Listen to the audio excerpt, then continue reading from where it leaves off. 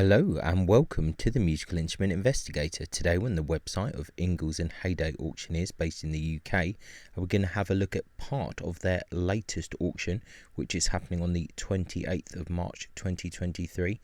So this is their fine auction, which has all the really nice top tier stuff. Now this auction is quite large, but what we're going to do just in this video, we're going to have a look at lots 1 to 96 only, because this is part of the Rosenberg collection that I've been speaking about for the past kind of while. This is a well-known collector and dealer who passed away last year, and this is part of his collection. So there are other things in this March auction. I think the lot number goes into about 300 or so, but I'm going to do a separate video on that because I just want to keep the Rosenberg collection stuff separate. So that's what we're going to look at, lots 1 to 96 in this auction. So just before I carry on, I'd just like to say, if you like these videos, please consider subscribing, like or comment, because it really does help. So the buyer's premium for Ingles and Hayday is 20% on top of the final hammer price. So whatever the final hammer price is, add 20% to that. Obviously this is a UK based auction, so watch out for import export fees, shipping, all of that stuff. Have a look and check out the terms and conditions of the sale. So without further ado, let's just kind of get on and just see what we have. So remember, all of this is from the Rosenberg collection. So we have here Charles Beer, Antonio Stradivari book, nothing kind of out of the ordinary there, all as expected. Then we've got the Albert Cooper book and also Benjamin Banks book, all very kind of normal. And then we've got Ernest N. Doring, the Guadagnini family of violin makers, once again a pretty common book to see. Volta Hammer, Meister Italienische Geigenbaukunst, another kind of common one. It also has Umberto Azzolina, Luteria Italiana, another book which is fairly common as well. Then we've got the Hill book on the Guarneri family, another kind of common book there. And then we've got the Henry Hottinger collection, together with Lone Exhibition Stringed Instruments and Bows, New York, and the Wurlitzer Rare Violins, Violas and Cello book. I think all of these are fairly normal. Then we've got Sylvette Milliot, Le Luthier Parisien, and another kind of French lutherie books, volumes 1 and 2. Once again, all fairly normal stuff to see. Then we've got Ramon Pinto Comas, Los Luthiers Español. I've not actually seen this book before, so I don't know a whole lot about it, but looks interesting in any case. Then here's some books I do know about. Stefano Pio, Violin and Lute Makers of Venice, together with another Stefano Pio book. These are pretty cool. I actually always wanted to purchase these. I've looked at them, they're really, really good books, but I never managed to get around to buying them. But they're very nice books indeed. Then we've got David Rattray, Masterpieces of Italian Violin Making. Got a Peter Bidulph book. Gaspar de Salo, Amati family books. I think all of these are fairly standard kind of stuff.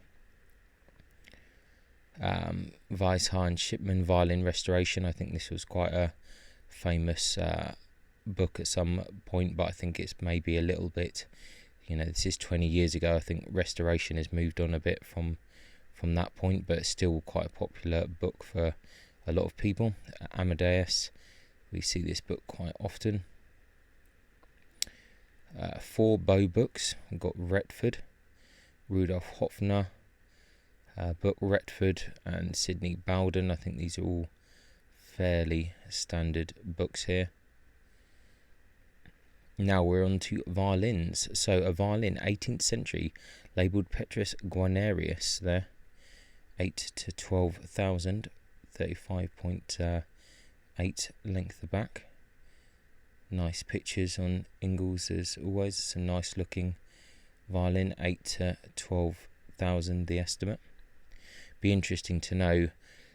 We have some notes from Mr. Rosenberg, but it'd be interesting to know what he thought what each one of these instruments are, but I don't think we're necessarily going to know that. So another violin, a violin circle of Nicholas Lupo, Paris, early 19th century, unlabelled, 12 to 18,000 on that. I think most of the things that he had in his collection was pretty nice. Violin after Stradivari's long pattern, they're saying mid 19th century, 4 to 6 again. With that, I think there's been a lot of interest in the Rosenberg collection because he was a very well-known collector, so people wanted, there were always rumours and some people saw some things but no one saw the whole collection, so a lot of excitement about it. So we've got a violin by Auguste Sebastian Philippe Bernardel there, Paris 1842. This violin was featured in the Strad, December 2005. There you go, 12 to 18,000 on that. Nice looking violin. You can ask for condition reports from Ingles and Hayday if you're interested in bidding on anything. Let's see what else we've got. A violin, probably by Tommaso Balistieri, Rosenberg collection, ex Willie Hess, Mantua, mid 18th century, unlabelled, 35.1. It's got some documents from Hills, invoice from Shelley Tarr, letter from R.B. Knowles, and what's this? An insurance valuation from David E. Vernon. Okay. Willie Hess, a pupil of Joseph Joachim. Okay, interesting. 40 to 60 on that. It's a nice looking violin. Definitely has traits of the kind of earlier Balistieri period. Right, a violin, probably England, 18th century, unlabelled, 4 to 6,000. Nice scroll on that. Really nice looking back actually. And moving on, violin by W.E. Hill and Sons, 7 to 10,000 on that. It's quite a interesting figure to the back of that instrument.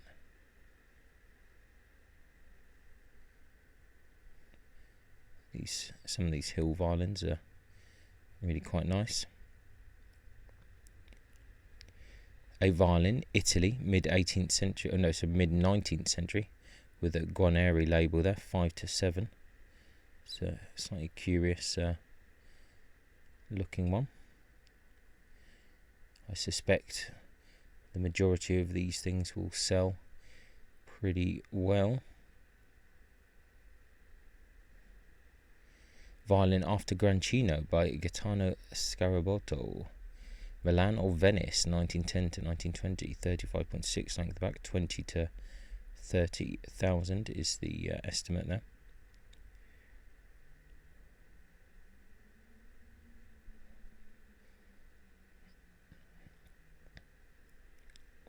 Violin after Amati by John Friedrich Lott II, one of the great English makers. Is in the Dilworth and Fairfax British Violin book there, 30 to 50,000, one of the kind of more regarded of the English makers. Yep, that's a really lovely looking instrument.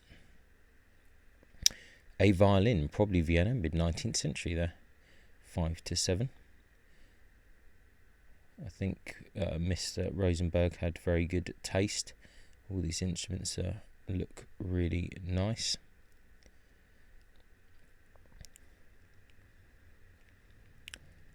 Internet's thinking about it. A violin, Italy, circa 1800, 10 to 15,000, with a Guarnerius label. That's a really curious choice of wood there for the top, I have to say. Definitely interesting.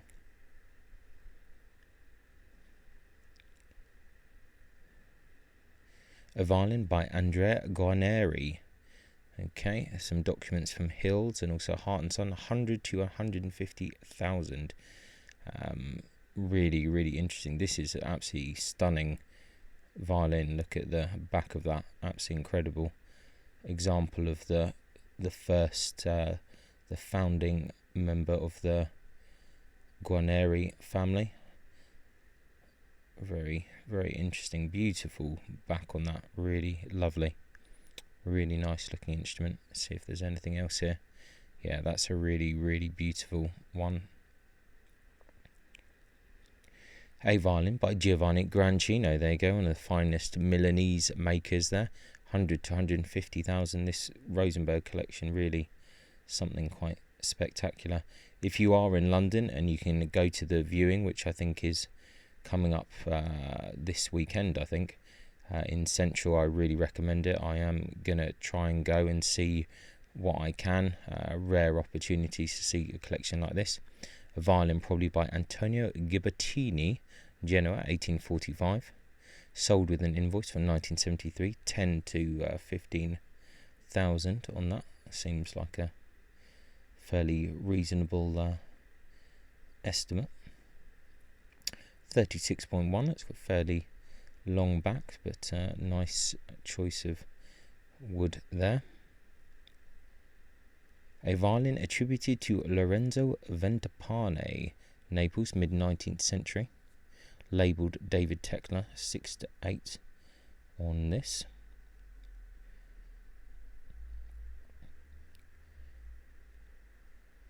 Once again, all looking very nice so far. Violin, Circle of Lorenzo Storioni, Cremona, late 18th century. Sold a certificate of J&A beer from 1943, ascribing the violin to Lorenzo Storioni there. 120 to 180,000. That is a significant chunk of money there. Like I said, it's going to be really interesting to see what these sell for. A Violin by Domenico Montagnana, unlabelled, Venice, circa 1725 to 30. Wow, 180 to 250,000. It's a beautiful looking violin. As we can see, the Rosenberg collection, pretty mad collection. I don't know the next time we might see a collection of such fine instruments happen in one go. So now we're on to some bows here. Violin bow stick, Adams School there, 1,000 to 2,000. I think ordinarily, I don't know if Ingles and Hayday would kind of stock or put bows like this in their auction. It's maybe a bit low tier for them, but as it's they're taking on the whole collection, I think they've put stuff in here. Silver mounted violin bow after Violin there, 1,500 to 2.5. Golden tortoiseshell mounted violin bow by W.E. Hill and Sons. That's quite a nice looking one. 4,000 to 6,000. Watch out because it's got tortoiseshell, so CITES restrictions on that. But that is a nice looking bow. Silver and ivory mounted violin bow, Hills and Sons, 2,000 to 3,000. Once again, restrictions there on the ivory, so be careful with that one. Silver mounted violin bow by Hill and Sons, 1,800 to 2.5. A good quality bows, the Hill bows. Silver mounted violin bow after FX Taut, 1,800 to 2,500 there. Always worth looking at the condition reports for bows. Silver mounted child's bow by H.R. Fretschner, 4,000 to 600. That's definitely something they wouldn't sell at Ingles, I'm always certain of. Violin bow Knopf School, Germany, 1,000 to 2,000. Silver mounted violin bow by Francois Nicolas Vorin. That's a bit more like we'd expect. They got a certificate for that, it seems, from Cabinet de Achetier, which has our friend Mr. Raffin in that, 6,000 to 8,000. Silver mounted violin bow by August Barbe, 3,000 to 5,000. Silver mounted violin bow by Joseph Alfred Lamy. Interesting, nice figure on that, 6,000 to 8,000. That's quite a nice bow, once again, with a good certificate. Gold mounted violin bow by Eugene Sartori. Okay, 7,000 to 10,000. This is the maker of the moment, Sartori. Round stick. Looks like later adjuster. So, worth looking at the condition report of that one, because it's a fairly lowish estimate. 5 bows, 800 to 1,200, and I don't know if we get to see any pictures. No, we don't, but this looks like a good kind of historical bow, so that could be quite an interesting lot. Oh, do we have further images? We do. Some other bows here, a bit of a stick. Okay, yeah, all like silver mounted thing there, some sticks of various stuff. Is that it? Are we repeating ourselves? Yeah, well there we go, there's a few bows there. Interesting lot anyway. That's a nice bow there. Violin bow stick by Joseph Gaud, 1200 to 1800. Let's carry on. Silver mounted violin bow by Dominique Pacat, 40 to 60,000. So that's when we're really getting into the big money there. So another one with a certificate. More images here, or just that one image. So that's a very fine bow. Silver mounted violin bow by Dominique Pacat, another one, 30 to 50. So we're into serious territory here. Wow, another one, 25 to 35. Wow, that's quite impressive. There's 3 Pacats already, one of the fine French makers. Silver mounted violin bow by Jean Posot, 35 to 50. Another fine bow. Right, a violin scroll, probably by Giovanni Battista Cerruti, 2 to 3,000. Interesting. Violin scroll circle of Lorenzo and Tommaso Carcassi, well, 1,000 to 2,000 there. Violin scroll circle of Lorenzo and Tommaso Carcassi, 1,000 to 2,000. Violin scroll after Storioni, 1,000 to 2,000. A violin scroll after Guarneri del Gesù, 800 to 1,200. 10 violin scrolls. Wow, okay. That's pretty mad. If you want to get a collection of scrolls, then maybe this is your lot. 1,000 to 2,000 on that. 9 violin fronts and backs. Okay, interesting. Some curious stuff in this. 1,000 to 2,000. I suspect that this might sell pretty well.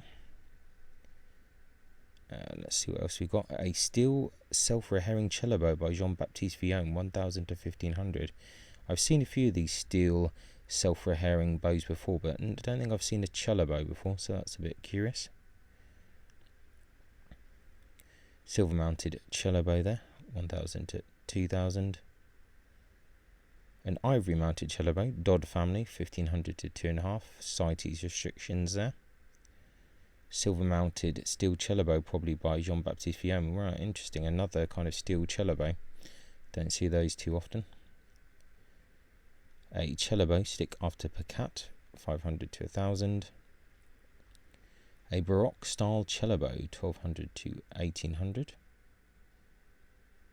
A violin bow stick attributed to Jean Grand Adam, 1,000 to 2,000 there. Silver mounted violin bow by W. Hill & Sons, 1,000 to 2,000. Silver mounted violin bow by James Tubbs, one of the great English makers, 4 to 6,000. Silver mounted violin bow by James Tubbs again, 4 to 6. Another Tubbs, well, 4 to 6, so we're on to 3 there. Silver mounted violin bow by Christian Wilhelm Knopf. Wow, this is really quite a striking Knopf bow. He will do these interesting kind of inlays to the bows, 1,800 to 2.5. Nice looking bow. The head's a little bit interesting. A golden tortoiseshell mounted violin bow by W.E. Hill & Sons. This one's interesting with gold shamrocks. Wonder if that's like a kind of custom order. 800 to 1,200. The heavy wear there on the stick. Definitely worth looking at the condition report on that one. Violin bow. Looks like another nice period-ish kind of early, well, kind of classical, maybe late classical period bow. 1,200 to 1,800. Interesting. Silver mounted violin bow by Etienne Pajot, 20 to 30,000. Another really nice high-end bow there. Nickel mounted violin bow by Joseph Gaud, 4 to 6. A gold mounted violin bow by Joseph Henri, 8 to 12.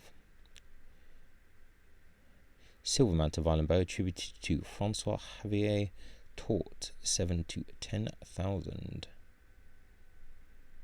An ivory mounted violin bow, Dodd family, 1,000 to 2,000.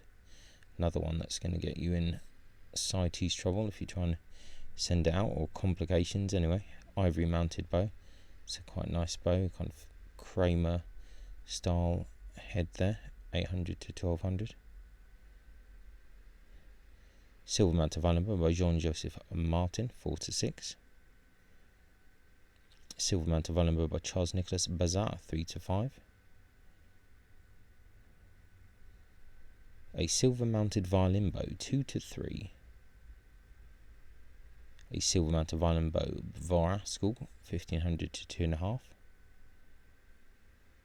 Oh, we're on to instruments again. A violin, Flanders, 18th century. The head later in fact, unlabelled, 3 to 5. A bit more reasonable in that price range. Interesting looking violin. Violin by Aurelio Aureli, Rome, 1924. Kind of early 20th century Italian, always popular. Definitely popular at the moment, 7 to 10.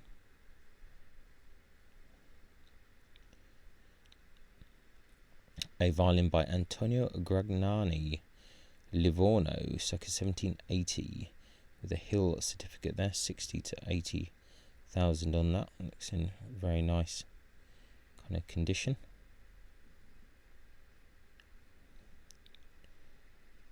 A violin, probably Naples, late 19th century. The head probably later, unlabelled, 5 to 8 on that.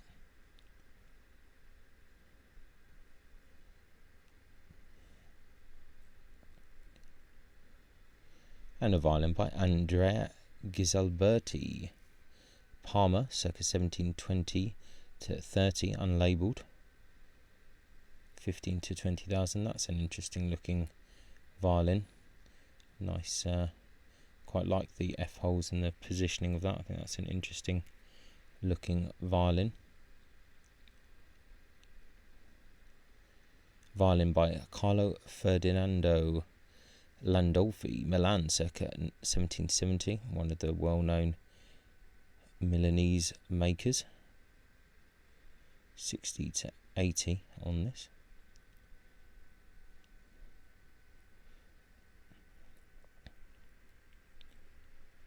A violin, Dutch or Flemish, circa 1800, 4 to 6.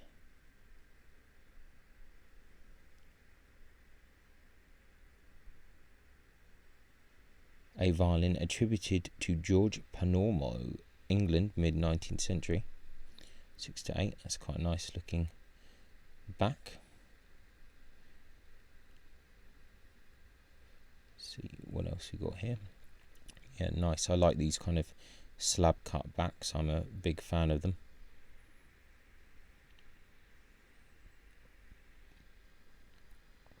Violin by Carlo Giuseppe Testore, Milan, circa 1720. Another one of the well-known Milanese families, 60 to 80. It's a nice, interesting scroll. I do like the Testore family. They have kind of quirky little charms in them in the making. I'm definitely enjoy their work. A violin, late 19th century, unlabelled, 4 to 6. Once again, another one in the more affordable realm, but once again, another nice looking instrument there.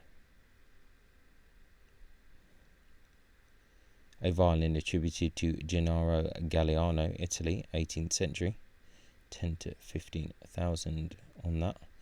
Have to say that everything just looks really, really great so far. And a violin by Michael Diconet, sold with a certificate of W.E. Hills and Sons, 40 to 60,000.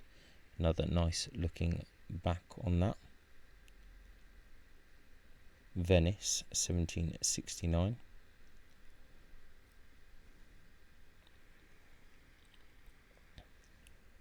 A violin, Flanders, 18th century, head later, unlabelled, 4 to 6. we're getting towards the end of the Rosenberg collection and the end of this video. 94 here, it's a violin, circle of Vincenzo Postiglione, Naples, circa 1900, 12 to 18,000 on that. Violin by Jean-Baptiste Vuillaume. Well, it's got a Vuillaume as well in the Rosenberg collection, 150 to 200,000. It's got its numbers and everything. Nice length of back. It's quite a nice model, that one. I mean, Vuillaume is one of the makers of the moment. I wouldn't be surprised if this sells pretty well. And then I think we have the Strad. Yes, a violin by Antonio Stradivari, Cremona, circa 1685. Font later, probably made in a Strad workshop. Scroll by Stradivari, 1670. 500 to 800,000. Now, I did a whole video on this because this is a previously undocumented Strad, so it's really, really interesting. I'm not going to go super into it now because I have done a whole video for it, so have a search for that. But I mean, pretty mad and quite a low estimate for this. Really curious to see how this goes. Obviously needs a bit of attention here, and be interesting to know about the kind of or potentially later top and what the situation is with that. But an interesting looking instrument. I think the next lot is not the Rosenberg collection anymore. It probably goes to books of something else. Yeah, so that's no longer the Rosenberg collection. So we're going to stop at this. This is for the March sale of the Rosenberg collection. We will do a video on the rest of the March sale, because as you can see, if we look at the main catalogue here, going past the Rosenberg collection here, we go on to the next kind of lots for the March auction. So we're going to do that in another video. So yeah, that was it. Really interesting, the Rosenberg collection part 1. Some amazing stuff in there. I really do like the Andrea Guarneri violin. That's really quite beautiful. So yeah, I'll put a link in the description. Check it out, see what you think for yourself. Thanks a lot for watching, and I'll catch you next time. Ciao. Many thanks for tuning in to the Musical Instrument Investigator. I hope that you enjoyed the video. If you did, then please like, subscribe and turn on notifications, and watch out for the next video coming soon.